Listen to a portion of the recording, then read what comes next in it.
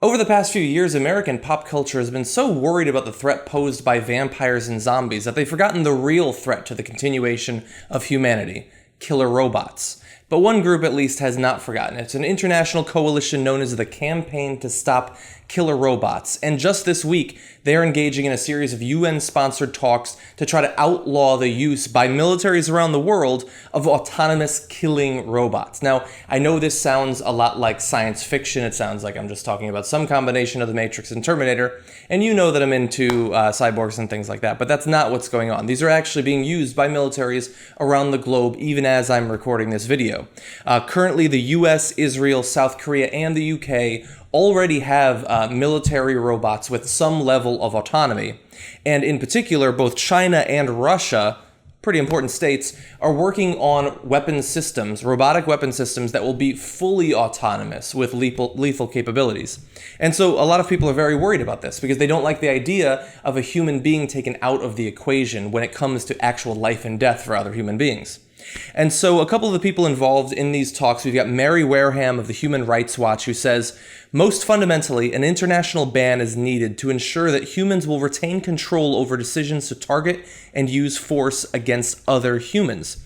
Now, bear in mind that as of, I believe, November of last year, the U.S. Department of Defense did issue a directive saying that as of right now, at least, a human being does have to be involved in the loop, the decision loop, when one of these robot systems is used. And so it's never going to be fully the robot making the decision.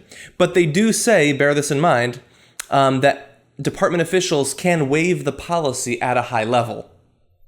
So a human being is involved in the loop until they don't want a human being involved in the loop. And so if you're worried about the threat of killer robots, that probably doesn't make you feel a lot better. And also, they're not saying that this is going to be our policy until the end of time for all sorts of weapon systems. They're currently doing research into these, and I have to assume that the threat posed by China and Russia is going to lead the US in the future to want to deal with this. Another important quote. This is from Professor Noel Sharkey, the chair of the International Committee for Robot Arms Control, which is a really cool title.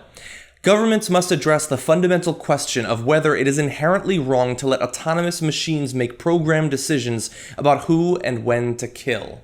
Now, I'll return to that in just a second, but let's talk about the military's point of view here, because obviously there are many advantages to using fully autonomous robots. First of all, you can engage in some sort of conflict without putting any of your actual service people into harm's way.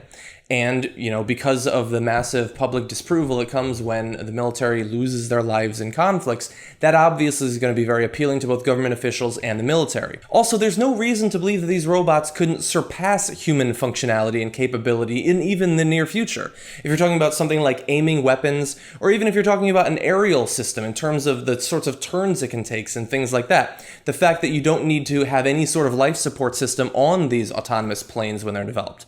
So in terms of cost and in terms of actual what they're capable of doing, it can be very appealing. And so for that reason, I imagine that the US military and militaries around the world, this is going to be something that happens. And so perhaps it's a good thing that this campaign to stop killer robots is out there, because they don't want each military to make the decision on their own, are we going to use these weapons or not? They want an international treaty through the UN that would bar the use of these weapons. But let's talk about the ethics of it. Is it inherently unethical to allow a robot or a computer or an AI, however you want to phrase it, to make the decision to kill someone in a military conflict? It certainly makes me uncomfortable. But we have to understand that increasingly, much of our military hardware now has a heavy dose of computer technology influencing it. I mean, when a bomb is assisted by computers or assisted by GPS, it's not just the human who's making the decision in terms of where it hits. Cruise missiles, for instance, have to adapt to terrain and things like that when they're trying to hug below radar and things like that. They are making some sorts of decisions. Now, we're talking about potentially deciding who to shoot and who not to shoot.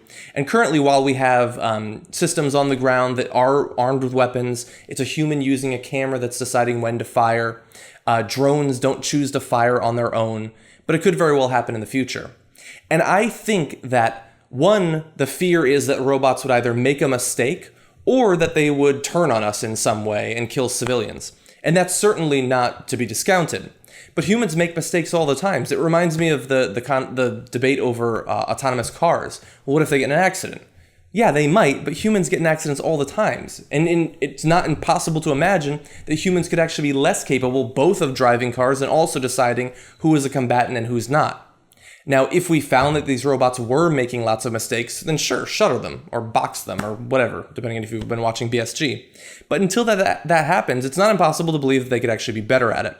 And really, like right now, civilians are dying. Our drone strikes very often kill civilians. And there's no robot making the decision there. It's a human being who's making that unethical decision. And so while I sympathize with these people who want to stop robots from making decisions that could cost human lives, right now we already have a huge problem with humans doing it.